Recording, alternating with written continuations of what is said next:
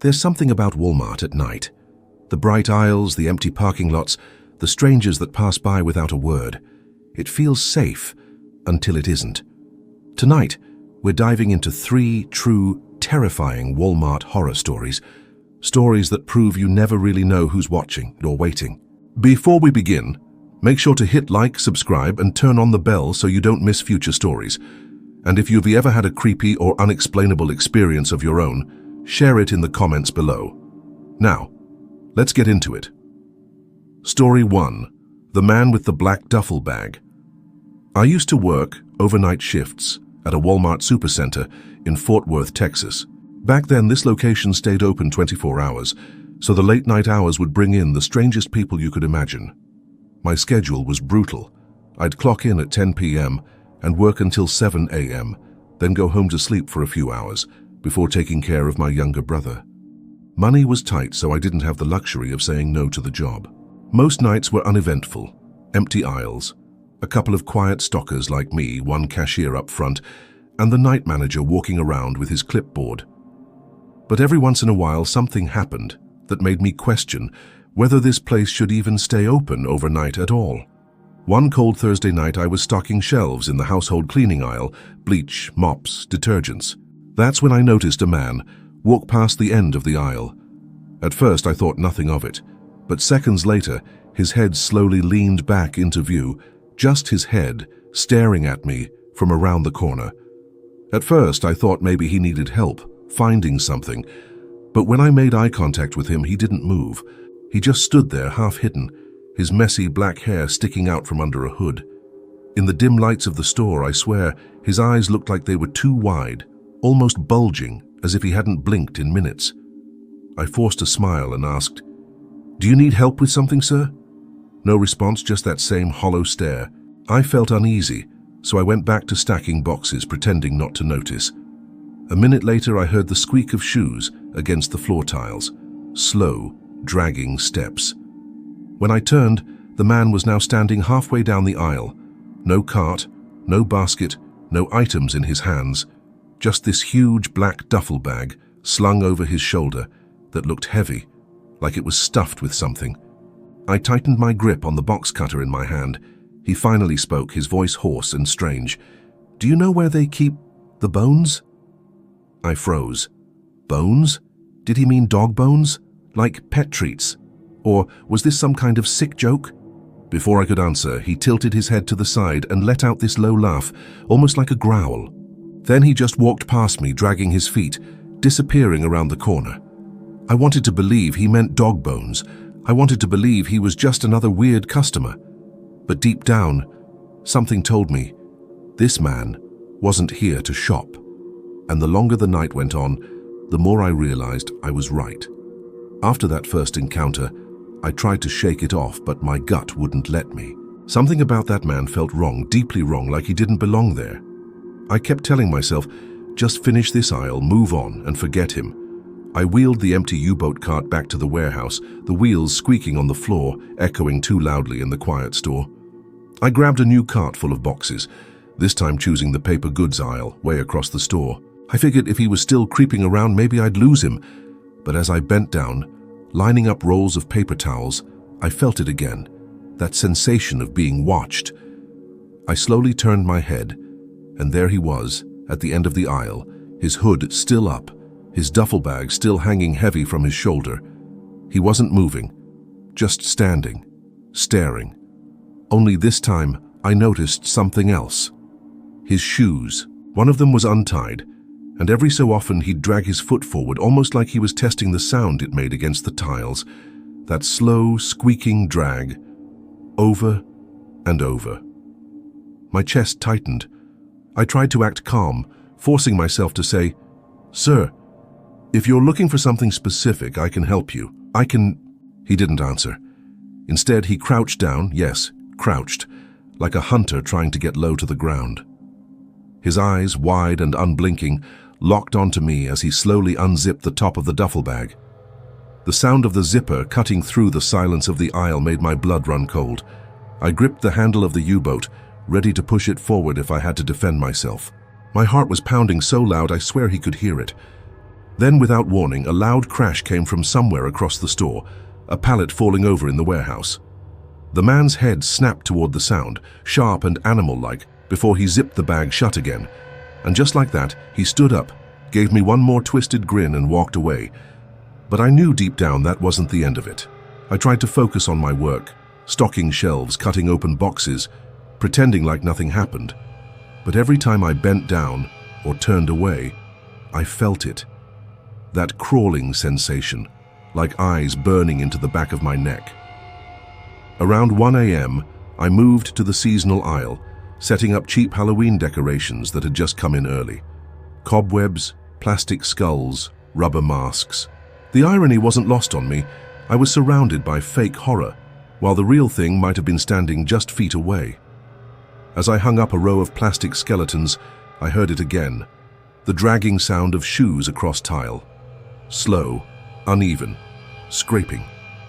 I turned my head and nearly dropped the skeleton in my hand. He was there again, at the far end of the aisle, his hood casting a shadow over his face, the black duffel bag hanging lower now, like it was heavier than before. He wasn't walking toward me this time. He was swaying, rocking side to side, like he was listening to music only he could hear. And then, clear as day, he whispered something. Not loud, not directed at me, but just loud enough to carry down the empty aisle. They don't lock the doors when they close. My mouth went dry. The seasonal aisle was long, but I didn't want to turn my back on him. I pretended to scan one of the items with my PDA scanner, my hands shaking. When I glanced back up, he was gone. I walked quickly, almost running, to the front registers. I asked the cashier, a young girl named Alyssa, if she had seen a tall man in a hoodie with a big duffel bag. She looked at me confused and said, "No, it's been dead all night." That's when I realized something terrifying.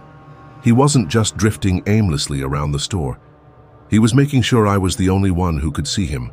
By the time the clock crept past 2 a.m., the store felt hollow, like every sound was louder than it should have been.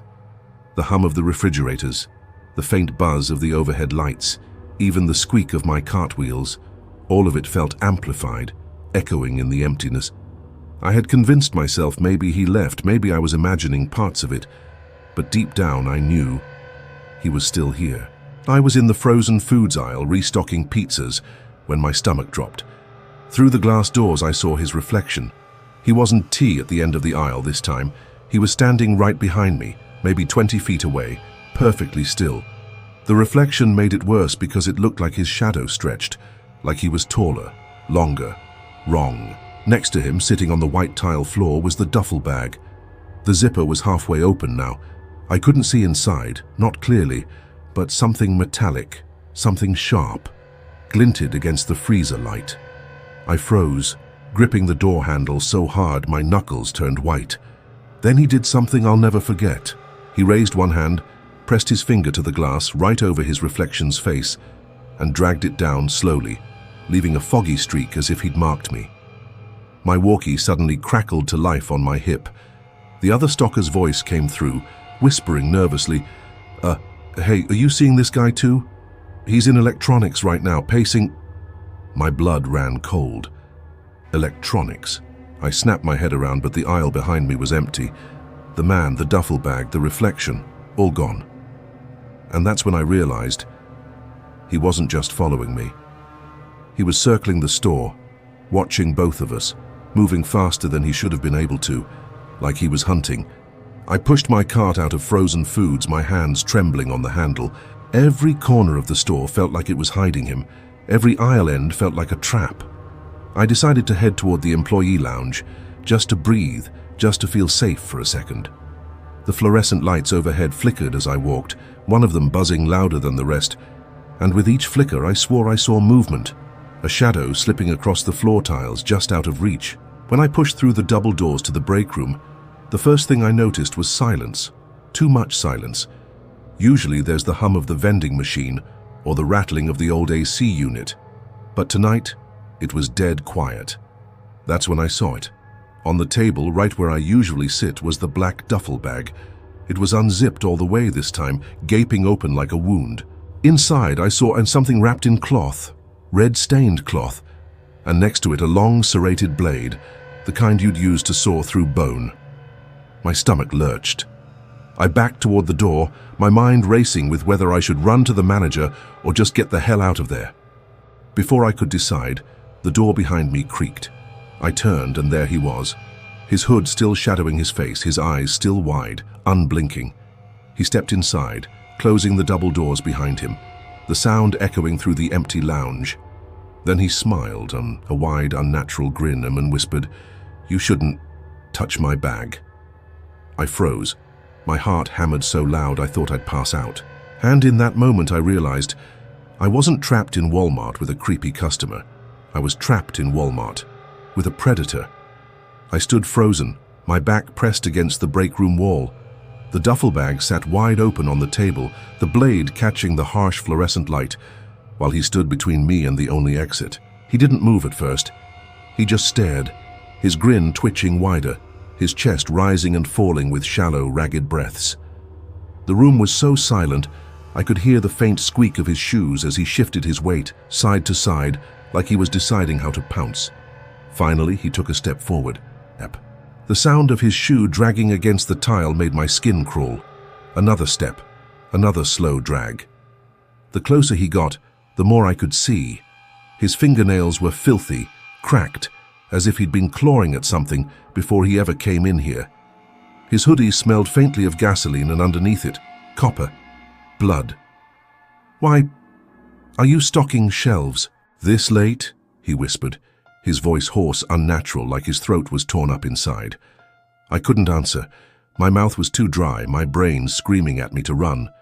Then, the walkie on my hip crackled again, loud in the dead silence.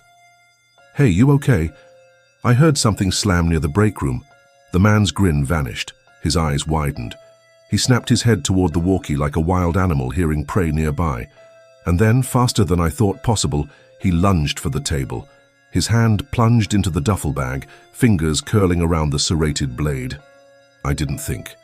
I bolted. I shoved past the double doors, nearly tripping over my own feet. The sound of those dragging steps exploding into a sprint behind me. His breath, ragged, wet, animal-like, chased me down the hallway as I ran for the warehouse. And in that moment, I realized he wasn't stalking anymore. He was hunting. I burst into the warehouse, my shoes slapping the concrete floor, echoing off the endless rows of pallets and shelves stacked 20 feet high. The air back here was colder, heavier, filled with the hum of the giant freezers and the metallic clang of my own footsteps. Behind me, the double doors slammed open. He was in. "Stop running!" His voice cracked through the space, bouncing off the steel walls, warped, inhuman. "I just want to talk." I ducked behind a row of boxes, pressing myself flat against the shrink wrap. My chest was heaving, my pulse hammering in my ears so loudly I was afraid he could hear it. Then came the sound. Drag, drag, drag. That horrible shuffle of his shoes, slower now, deliberate, echoing closer. He was drawing it out. He wanted me to panic, to make a mistake. I covered my mouth, trying not to breathe too loudly. From where I crouched, I could see his shadow stretch long and distorted across the floor as he moved between the overhead lights. In his hand, the blade glinted, swaying side to side as he dragged it along the edge of a metal cart. Screech! The screech of steel against steel ripped through the silence, like nails on glass, making every hair on my body stand on end. "Come on," he whispered, voice low, guttural. "Don't make me look for you, it'll be worse if I have to look." I squeezed my eyes shut, praying he'd pass by. And then, bang! Something heavy crashed to the floor 2 aisles over. A box? A pallet? My co-worker? I didn't know, but his head snapped toward the sound instantly, and he let out this horrible laugh, high-pitched, broken, like glass shattering.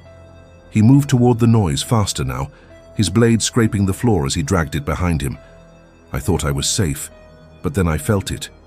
A warm drip hit my hand. I looked up. Above me, leaking through a gap in the pallet, was a slow trail of fresh blood. The blood kept dripping, warm, sticky, dotting the back of my hand. I tilted my head up, my breath frozen in my throat. Through the gap in the pallet above me, something pale dangled between the shrink wrap. Fingers, small, delicate, nails painted pink. A hand, and it wasn't moving. My stomach turned inside out. There was someone up there, someone already dead, or close to it. Before I could even react, I heard him again, his laugh, that broken glass shard cackle.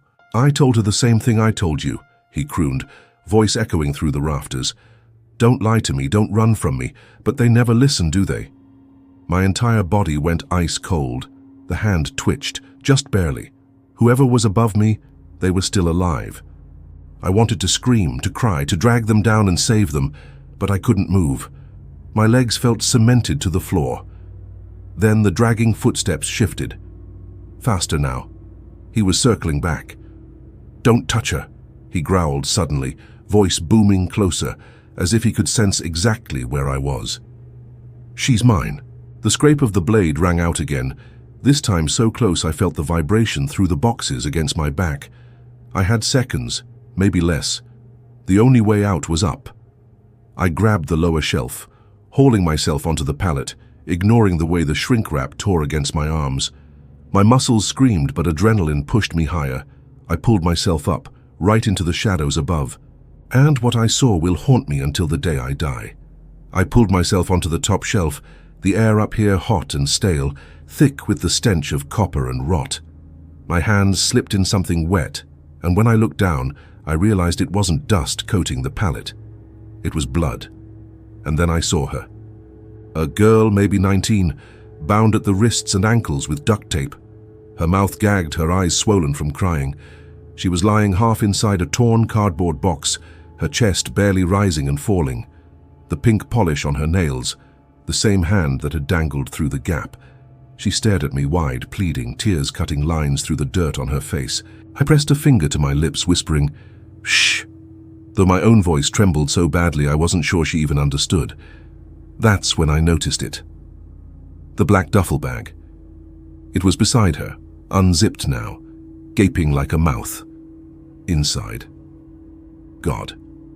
Knives, duct tape, zip ties, rolls of black electrical tape, a blood-stained hammer, and something worse, photographs. Dozens of them crumpled and greasy, showing different women all in parking lots, store aisles, even inside fitting rooms. Some looked like they were sleeping, others weren't. My stomach dropped. This wasn't random. He had been doing this for a long time. A shadow moved below. His voice rose, sing-song carrying up through the racks. "You can't hide from me forever. You saw what happens when they try. You'll see it again."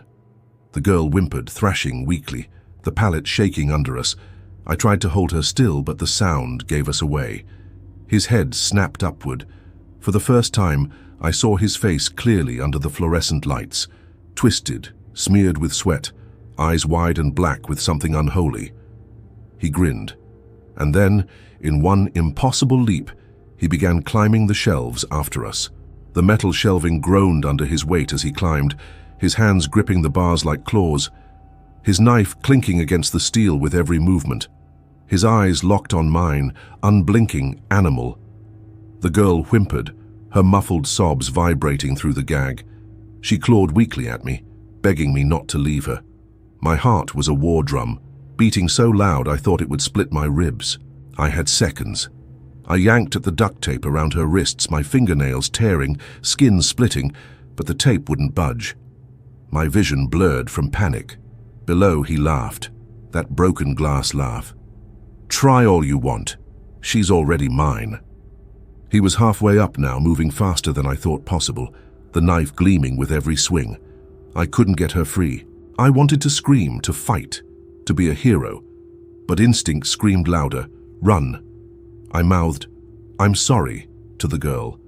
The way her eyes widened, that image is carved into me forever. Then I bolted.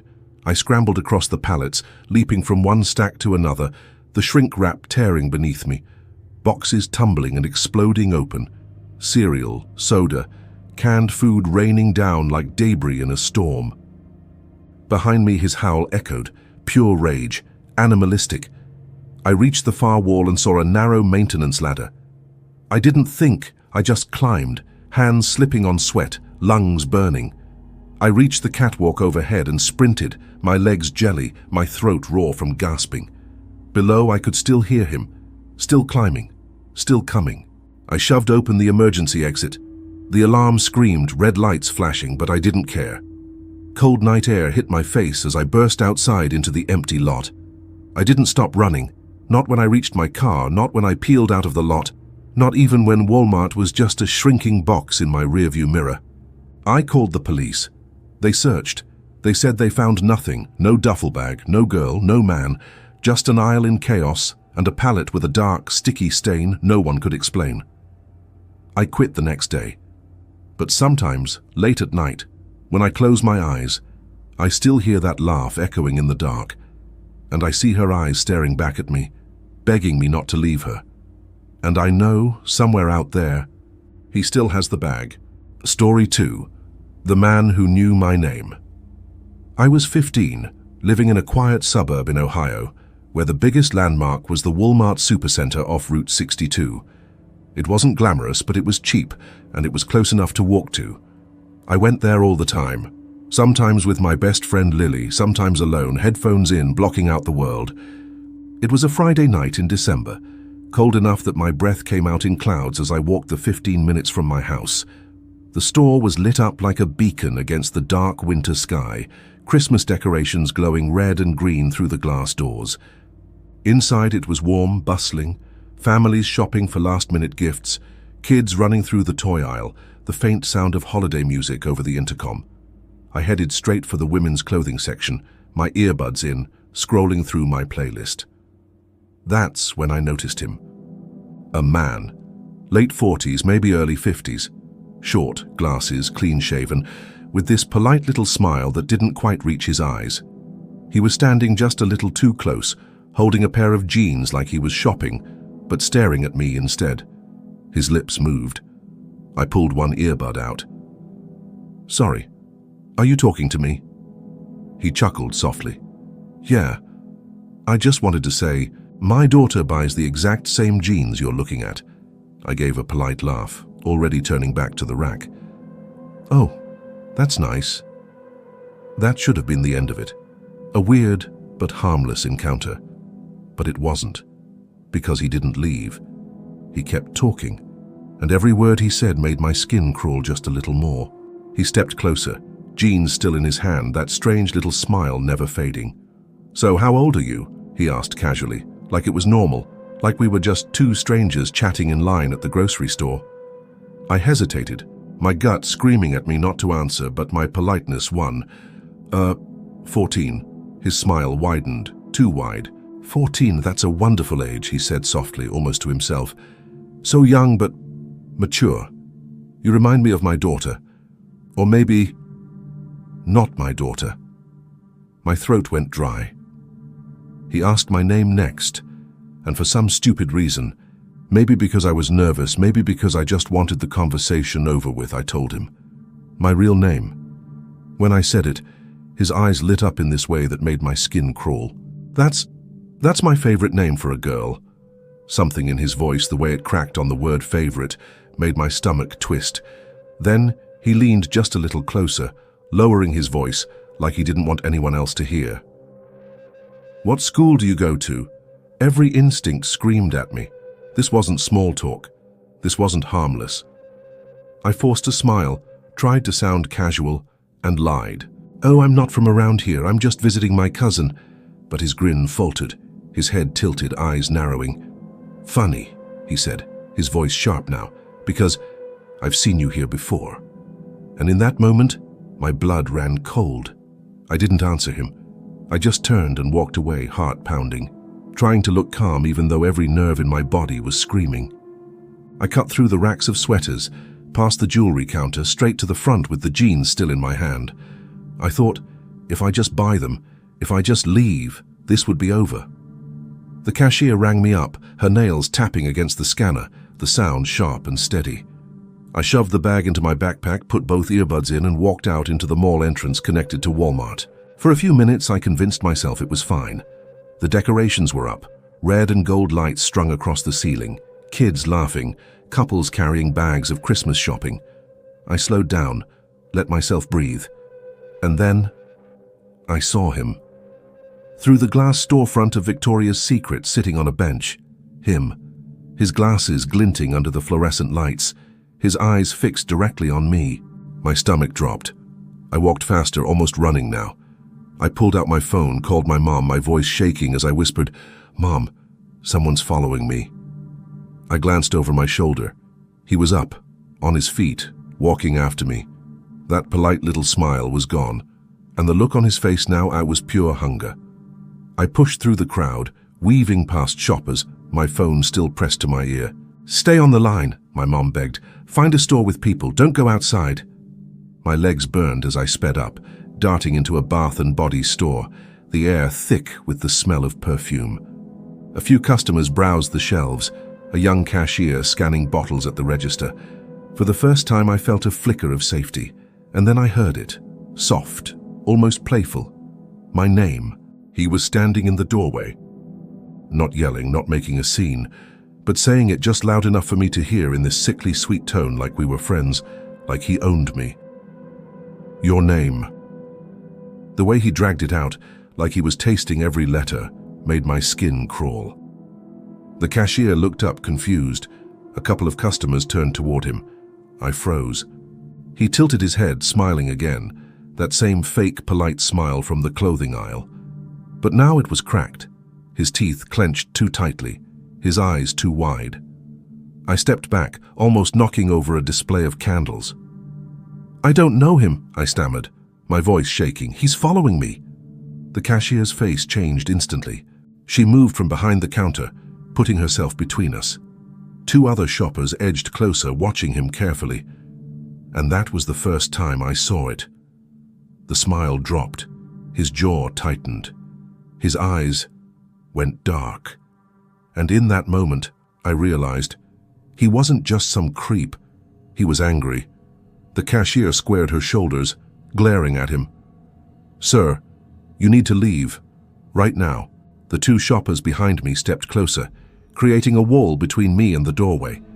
My heart was racing so hard, I thought I might pass out.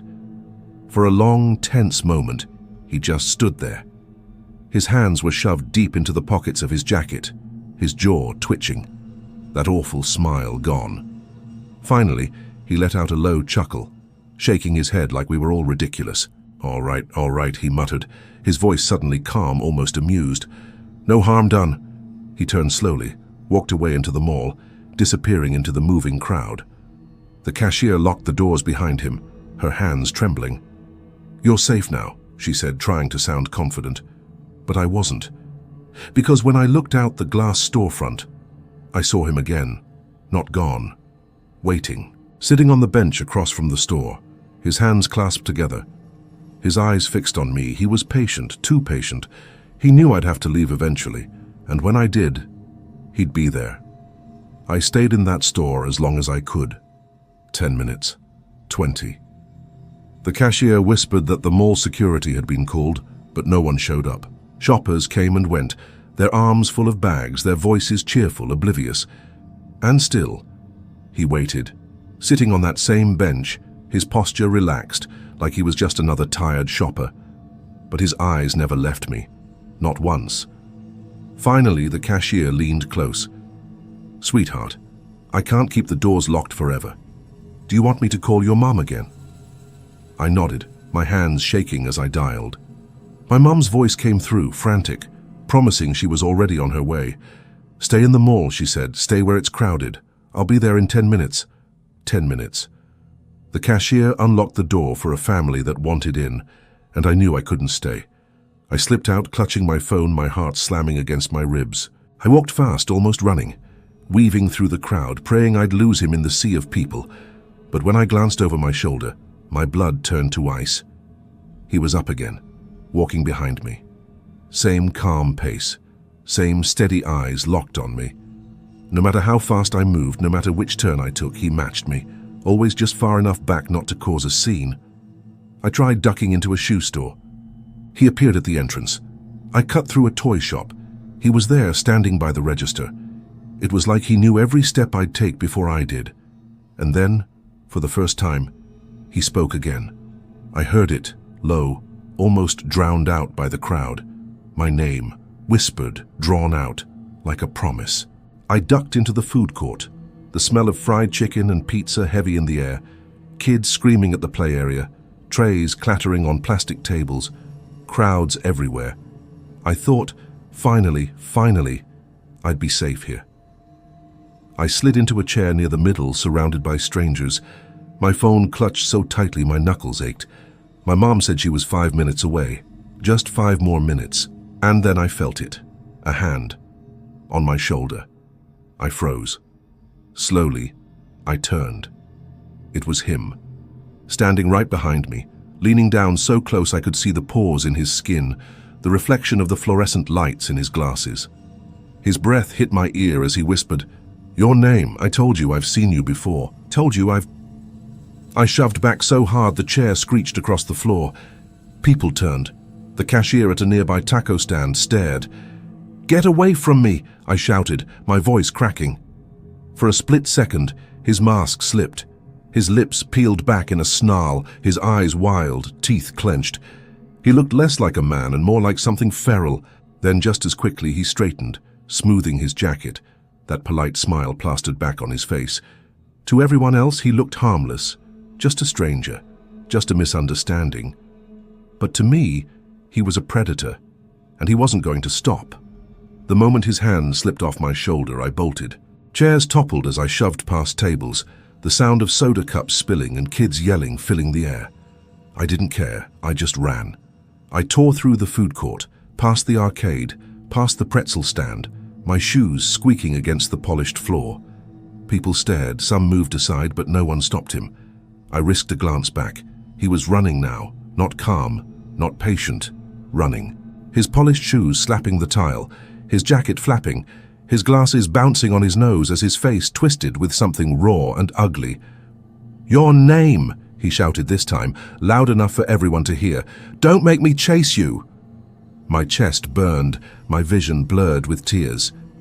I pushed through a group of teenagers, nearly knocking one down, and sprinted toward the nearest exit sign glowing red above the glass doors. If I could just make it outside, if I could just find my mom's car.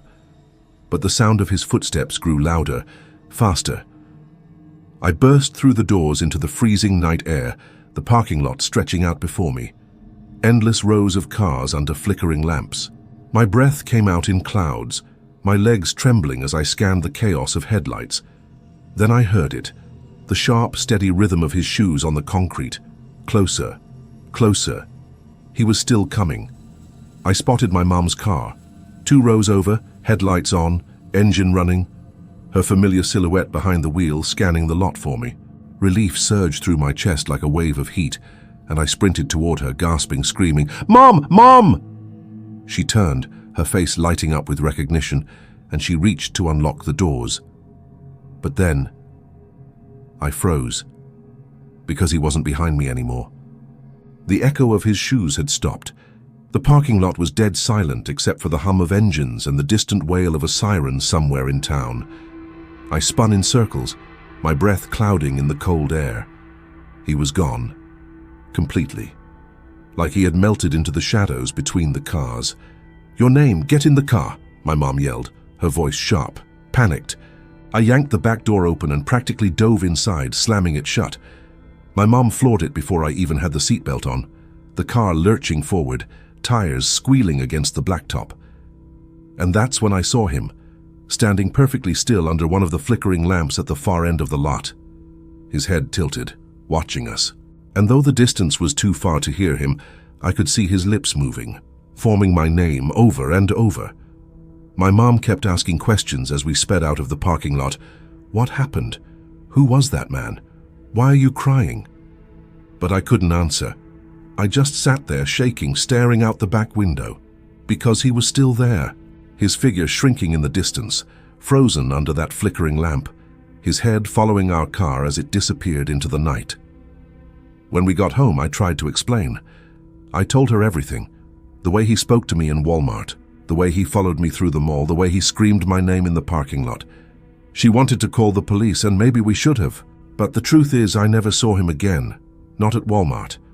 Not at the mall, not anywhere. And that should have been a relief, but it wasn't. Because sometimes late at night, when I lie awake in bed, I swear I can hear it again.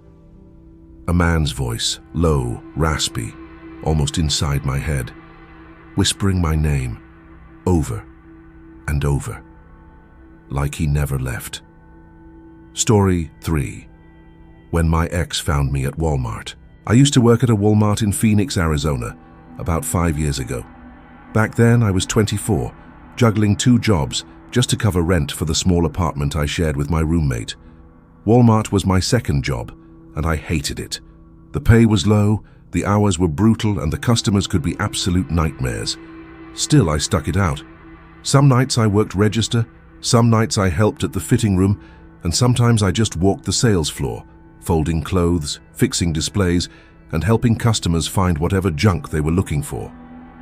On one of those nights, one that started out completely ordinary, I felt a tap on my shoulder. I turned around, expecting maybe a co-worker, but it wasn't a co-worker. It was my ex, Casey. The same Casey I had cut off months before after a toxic, controlling relationship that nearly broke me. The same Casey I had blocked on every single platform. And yet, there she was, standing in the middle of Walmart, smiling like we were old friends, and my stomach dropped, because I knew this wasn't going to end well. "Hey, Alex," she said, her voice syrupy, sweet, like nothing had ever happened. I froze, clutching the pile of shirts I was folding. For a moment, I couldn't even form words. "Casey, what are you doing here?" I finally asked, my voice low, careful. She smiled wider. "I heard through a friend you started working here. I wanted to see you. It's been too long." Her words hit me like a punch. I had blocked her everywhere. I had moved apartments. I hadn't told a single person from our old circle where I worked. No mutual friend could have told her this. She had found me on her own. "I'm working," I said firmly, hoping she'd take the hint. "You really shouldn't be here." But she didn't move. Instead, she leaned in closer, her perfume thick, cloying, familiar in a way that made my stomach churn. "You blocked me," she whispered, her tone shifting from playful to sharp. "That really hurt, Alex. After everything we shared, after everything I did for you." I swallowed hard, glancing around, hoping a manager or even a nosy customer would interrupt. But the aisle was empty, just me and her. Her eyes glistened, not with sadness, but with something darker, something obsessive. And I realized right then this wasn't just a random visit. She had planned this. She had been waiting for me. She tilted her head, watching me like a hawk. "Do you still live in that little apartment on 7th Street? She asked casually, like it was normal to bring that up in the middle of Walmart. My blood ran cold. I hadn't told her my new address. I had moved months after we broke up. "No," I lied quickly. "I moved, across town." Her smile twitched. "That's funny, because I could have sworn I saw your car parked outside last week." My hands trembled as I pretended to fold another shirt, just to keep busy, just to keep from bolting right there. "How do you know that?" I asked, my voice cracking. She didn't answer. She just stepped closer, close enough that I could see the faint smear of mascara under her eyes, close enough that I could feel her breath against my cheek. "You can block my number, Alex," she whispered, "but you can't block me out of your life." A chill ran down my spine, and for the first time that night I realized this wasn't just about harassment. This was about control. And Casey wasn't letting go. Her voice rose, no longer a whisper, but sharp and cutting. "You think you can just erase me?" she snapped, her face twisting, her hands trembling as she clutched the shopping cart handle like she wanted to break it in half. "Casey, stop!" I hissed, glancing around nervously. "People are watching." But no one was. The aisle was deserted, the hum of the overhead lights buzzing louder in my ears than the silence around us. She stepped forward, jabbing a finger into my chest. "You belong with me. You always will. Do you hear me?" "Do you—" I stumbled back, bumping into the shelf behind me, knocking a few shirts to the floor. My heart pounded so violently I could barely breathe. Then, she smiled, a wide, unsettling grin. "I'll see you soon, Alex," she whispered. "Sooner than you think." And just like that, she turned and walked away, her footsteps echoing down the empty aisle. I stood frozen, too terrified to move because deep down I knew she wasn't leaving for good. She was waiting. By the time my shift ended, I had almost convinced myself she was gone. Maybe it was just a one-time outburst. Maybe she'd finally realized this was over. But the second I pulled into the parking lot of my apartment complex, my stomach dropped. The blinds in my bedroom window, the ones I always kept shut, were open, wide open. I told myself maybe my roommate had opened them. Maybe I was just being paranoid. I walked inside, trying to breathe, trying to stay calm. The place was quiet, too quiet. My roommate's car wasn't outside, so he wasn't home, but then I noticed something. The picture frame on the hallway table, the one of me and my family at the Grand Canyon, was turned face down. And in the kitchen, the biggest knife from the block was missing. I felt the air go out of my lungs. Someone had been here. And I already knew who. Casey. I stood frozen in the kitchen, my eyes darting to the empty slot in the knife block. That's when I heard it. A floorboard creaking. Not from outside, not from upstairs. From the hallway, inside my apartment. My skin went cold, my breath catching in my throat. Slowly, I turned toward the sound. The bedroom door, my bedroom door, was cracked open just slightly. I knew I had left it closed that morning. For a few seconds, all I could hear was my own heartbeat thundering in my ears. Then, faintly, came another sound. Breathing. Uneven. Shaky. Coming from inside that room. My phone was charging in the living room. If I made a run for it, I'd have to pass the bedroom door. And in that moment, I realized she was already here, waiting. The silence shattered. The bedroom door swung open. And there she was. Casey stepped out slowly, the missing kitchen knife clutched in her hand, her eyes wild and swollen from crying. "You weren't supposed to leave me, Alex," she whispered, her voice breaking. "You promised." I stumbled backward, nearly tripping over the coffee table. My throat went dry. "Casey, put the knife down, please." She shook her head violently, strands of hair falling across her face. "No, not until you listen. Not until you understand." She took a step forward, the knife glinting under the dim lamplight. Every instinct in me screamed to run, but my legs felt like they were rooted to the floor. Then she raised her voice, trembling with rage. "If I can't have you—" She didn't finish the sentence. She didn't need to. The look in her eyes said it all. My fight or flight finally kicked in. I chose flight. I bolted toward the front door, but Casey lunged, slashing at the air inches from my arm. I felt the rush of wind as the blade cut through the space I had just been in. I shoved the coffee table into her path, buying myself a split second. She screamed, a raw guttural sound that didn't even sound human, and stumbled, but she didn't stop. I grabbed for the lock on the front door, my hands shaking so badly I fumbled it once, twice. Behind me, her footsteps pounded against the hardwood, faster, closer. "Don't you dare run from me," she shrieked, her voice echoing off the walls. The lock finally clicked, but before I could yank the door open, her hand slammed against it above mine. The knife gleamed in her other hand as she leaned in, her breath hot against my ear. "You're not going anywhere, Alex," she hissed. My heart nearly exploded from my chest. I twisted free, sprinting toward the only other option, the hallway. Straight into the dark, narrow corridor that led to my roommate's locked bedroom, the bathroom, and nowhere else. I was trapped. I dove into my bedroom and slammed the door shut, twisting the lock with shaking hands. Almost instantly, the knob rattled violently. "Open it, Alex!" Casey's voice tore through the wood, high-pitched, frantic. I shoved my dresser against the door, the heavy wood screeching across the floor. She pounded harder, the knife blade scraping against the frame with an ear-splitting screech. My phone. I needed my phone. I snatched it from the nightstand and dialed 911, my voice trembling as I whispered into the receiver. "My ex broke into my apartment. She has a knife. Please, please hurry." The dispatcher told me to stay calm, stay on the line, that officers were on their way. But staying calm was impossible, because Casey wasn't just pounding anymore. She was laughing. A low, hysterical laugh that grew louder with each slam of her fists. "You can't hide from me, Alex," she screamed. "If I can't have you, nobody will." The wood of the door began to splinter. The frame groaned under the weight of her strikes. And all I could think was, the cops weren't going to make it in time. The doorframe was seconds away from giving in. Casey's laughter turned to sobbing, then back to screaming, her voice cracking like glass. The blade of the knife pierced through the wood, the tip shining inches from my face. I pressed my back against the dresser, sobbing into the phone. Please hurry, she's going to kill me. And then, sirens. Red and blue lights flashed through the blinds, washing the room in a surreal glow. Casey froze. For a moment, she went silent. Then the pounding stopped. I heard her footsteps retreating fast, erratic through the apartment. "Casey! Drop the knife!" a man's voice thundered from outside.